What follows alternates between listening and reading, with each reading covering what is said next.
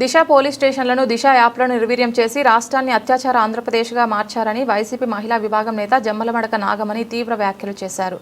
Belt షాపులు పెంచి మహిళల కాపురాల చిచ్చు పెట్టడమే చంద్రబాబుకు తెలిసిన సాధికారత అని ఎద్దేవా చేశారు. జగనన్న పాలనలో మహిళల పేరిట ఇళ్ల స్థలాలు, నామినేటెడ్ పదవుల్లో 50% రిజర్వేషన్లు ఇచ్చి నిజమైన సాధికారతను చూపించాం. కానీ నేడు చంద్రబాబు పాలనలో మహిళా అభ్యుదయానికి చీకటి కాలం దాపురించింది. ఇన్ని తప్పులు చేసి మహిళా సాధికారత గురించి చంద్రబాబు మాట్లాడడం హాస్యాస్పదం, దుర్మార్గం అని జమ్మలమడక నాగమణి పేర్కొన్నారు. నమస్కారం అండి. గత 3 రోజులుగా విజయవాడలో మహిళా దినోత్సవాన్ని పురస్కరించుకొని రకరకాల వేషాలు, డ్రామాలు ఇక్కడ సభలు జరుగుతూ వీళ్ళు మహిళా సాధికారత గురించి మాట్లాడుతుంటే చాలా హాస్యాస్పదంగా అనిపించిందండి. ఈ కూటమి ప్రభుత్వం వచ్చాక మహిళా సాధికారత ఎక్కడ కనిపించింది? మీరు సూపర్ 6 హామీలతో అధికారానికి వచ్చి అందులో మరి ముఖ్యంగా మహిళల పేరిట ఎన్నో హామీలు ఇచ్చి అవన్నీ కూడా మోసపూరిత హామీలు అనేసి మీరు నిరూపించుకున్నారు. మీరు వస్తూనే 18 ఏళ్ళు నిండిన 18 ఏళ్ళ నుంచి 60 ఏళ్ళు ఉన్న మహిళలకి నెలకి 1500 చొప్పున, ఇంట్లో ఎంతమంది ఉంటే ఆడవాళ్ళు ఉంటే అంతమందికి నెలకి 1500 చొప్పున ఏడాదికి 18,000 ఇస్తానని 1,80,00,000 మందికి మీరు హామీ ఇచ్చారు. అది ఇచ్చారా? అంటే మీరు ఎంత బాకీ ఉన్నారు మహిళలకి ఇప్పుడు ఆ ఒక్క పథకంలోనే? మరి దాన్ని బట్టి ఏది మహిళా సాధికారత? మీరు దేని గురించి మాట్లాడతారు మహిళా సాధికారత అని? అలాగే అమ్మఒడిని పేరు మార్చారు కదా మీరు, తల్లికి వందనం అని ఇచ్చి అది కూడా ఏడాది తర్వాత ఎంతమందికి ఇచ్చారు? మీరు ఎన్ని కోతలు పెట్టారు? ఎక్కడుంది మహిళా సాధికారత? విద్యా దీవెన, విద్యా వసతి ఇలాంటివన్నీ ఎక్కడైనా హామీ చేయగలిగారా? అలాగే మహిళలకు 3 సిలిండర్లు ఫ్రీ అన్నారు. ఏడాది తర్వాత అది ఇస్తూ ఒక్కొక్క సిలిండర్తో అరకొరగా ఇచ్చి మీరు కోత కోసారు. మీరు నిజంగా ఏడాదికి 3 సిలిండర్లు చొప్పున ఇవ్వాలంటే ఇన్ని కోట్ల మందికి 3,990 కోట్లు మీకు ఖర్చు అవుతుంది. అది బడ్జెట్లో ఎక్కడైనా మీరు చూసారా? చెప్పారా? కేటాయించారా? మీకు బడ్జెట్లో అన్ని కోతలే కదా. ఇలాంటి పథకాలకు మీరు ఎక్కడ కేటాయించారు? ఎక్కడ చెప్పారు? అలాగే మీ ఉచిత బస్సు అది కూడా ఏడాది తర్వాత పెట్టి ఏదో ఆసేతు హిమాచలం అన్నట్టు మాట్లాడారు మీరు. ఇక్కడ నుంచి మనం రాష్ట్రం ఈ మూల నుంచి ఆ మూలకి మీరు ఎక్కడ తిరిగినా ఫ్రీ, తిరుపతి వెళ్ళాలన్నా ఫ్రీ, ఇక్కడికి వెళ్ళాలన్నా ఫ్రీ, మీరు ఎక్కడికైనా వెళ్ళొచ్చు మహిళలు అని చెప్పారు. దాన్ని జిల్లాకే పరిమితం చేసి ఒక డొక్కు బస్సులు వేసి కొంతకాలం తిప్పి ఇప్పుడు మళ్ళీ సర్వీసుల్ని కోత కోసి ఎన్ని బస్సులు మీరు ఇప్పుడు తిప్పగలుగుతున్నారు? ఎంతవరకు ఆ హామీని మీరు నిలబెట్టుకున్నారు? అది కూడా అబద్ధ హామీ అన్నిట్లో. ఏది మరి మహిళా సాధికారత? ఏ విషయంలో మీరు మాట్లాడుతున్నారు? సంక్షేమ పథకాల్లో మీరు కోతలు కోసారు. ఇచ్చిన హామీలు నెరవేర్చుకోలేదు మహిళల పట్ల. కాపు నేస్తాం, జగన్మోహన్ రెడ్డి గారి హయాంలో కాపు నేస్తాం, కాపు మహిళలకి 18,000 చొప్పున వచ్చేవారు. మీరు ఇచ్చారా? ఇప్పుడు కాపు మహిళలకి ఆర్థిక స్వావలంబన ఇచ్చారా? మహిళా సాధికారత సాధించగలిగారా? మరి ఎలా మాట్లాడుతున్నారు అక్కడ మీరు సంబరాలు చేసుకుంటూ?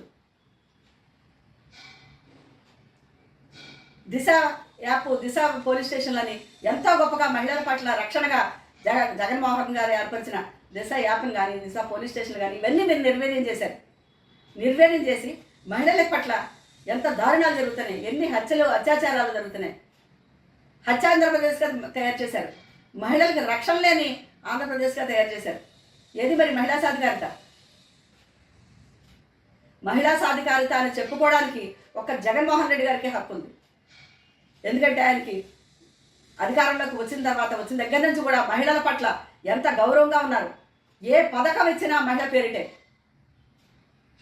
ఏ సొమ్ము వేసిన పథకం ద్వారా మహిళ పేరిటే. మహిళలకి అగ్రపీఠంలో ఇచ్చారు. పదవుల్లో కానీ, నామినేటెడ్ పదవుల్లో కానీ, అలాగే పనుల్లో కానీ, అధికారంలో కానీ ఎక్కడైనా 50%. అది మహిళా సాధికారత అంటే. 30 లక్షల మంది అక్క చెల్లెమ్మలకి ఇల్లు ఇచ్చి అందులో 10 లక్షల ఇళ్ళు పూర్తి చేసి ఎంతో మంది అక్క చెల్లెల మొహంలో సంతోషాన్ని చూడగలిగారు. అది మహిళా సాధికారత అంటే. మీరు వచ్చిన తర్వాత ఎక్కడైనా 1 సెంటు భూమి ఇచ్చారా ఒక మహిళల పేరిట? ఒక మహిళల కళ్ళలో మీరు సంతోషం చూడగలిగారా? ఈ రోజుకి జగన్మోహన్ రెడ్డి గారు బయటకు వచ్చారంటే ఎంత జనం ప్రభంజనంలాగా వచ్చి చిన్న పిల్లల్ని కూడా చక్కలు వేసుకొని వచ్చే ఆడవాళ్ళు ఎంత తపన పడతారు ఆయన చూడాలని. ఎందుకు? ఆయన చేసిన మంచి పనుల కోసం. ఈరోజు మీరు మహిళా సాధికారత అని చెప్పేసి ఏదో సాధించినట్టు మీరు మాట్లాడుతున్నారు అక్కడ. మహిళా సాధికారత అన్నగానే గుర్తొచ్చేది ఎవరికైనా జగన్మోహన్ రెడ్డి గారే. జగన్మోహన్ రెడ్డి గారు హయాంలో ఆ 5 సంవత్సరాలు కూడా మహిళలు మహారాణిలాగా బతికారు. ప్రతి పథకం ద్వారా వాళ్ళ అకౌంట్లకు డబ్బులు పడడంతో ప్రతి పండగ కూడా ఎంతో బ్రహ్మాండంగా చేసుకున్నారు. ప్రతిరోజు ఒక పండగలాగే జరిగింది. ఎంతో చక్కగా ఎంతో ఆనందంగా కుటుంబంతో ఉండేవారు. అమ్మఒడి వచ్చేది, విద్యా దీవెన, విద్యా వసతి, ఇవన్నిటితో పాటు విదేశీ విద్య ఇవి సాధించి ఆ కుటుంబంలో పిల్లలు ఎంతో ఉన్నత స్థాయికి వెళ్తే ఈ కుటుంబం కూడా ఉన్నత స్థాయిలోకి వెళ్ళి ఎంతో ఆనందంగా దాని పట్ల సమాజం కూడా ఎంతో బాగుండేది. మీరు వచ్చిన దగ్గర నుంచి అల్లర్లు, అరాచకాలు, అత్యాచారాలు ఇవే కానీ ఎక్కడ మహిళా సాధికారత సాధించారు? ఇన్ని చేసి ఇప్పుడు మీరు రాష్ట్రాన్ని ఆంధ్రప్రదేశ్గా మార్చారు, రాష్ట్రాన్ని నిర్వీర్యం చేశారు, చీకటి రాజ్యంగా చేశారు. ఇలాంటి మీరు మహిళా సాధికారత గురించి మాట్లాడతారా? మహిళా సాధికారత అంటే ఏంటో మళ్ళీ ఇంకొకసారి మీరు చూద్దరు కానీ 2029లో జరిగే ఎలక్షన్లో జగన్మోహన్ రెడ్డి గారు అత్యంత మెజారిటీతో మహిళల అండదండలతోనే నెగ్గబోతున్నారు. మహిళలందరూ కూడా జగన్మోహన్ రెడ్డి గారికి రక్షాబంధనగా నిలబడి ఆయన్ని ముఖ్యమంత్రిగా చేసుకుంటారు. అప్పుడు చేసే ఆయన పరిపాలన ఏంటో మీరు మళ్ళీ చూద్దరు కానీ మహిళా సాధికారత అంటే ఎలా ఉంటుందో చూపిస్తారు. అప్పుడు మీరు చూద్దరు కానీ. అలాగే కనీసం ఇప్పుడు ఇంకా మీకు 3 ఏళ్ళు ఉంది కాబట్టి మీరు ఇచ్చిన హామీల్ని మహిళల పట్ల కనీసం మీరు ఇచ్చిన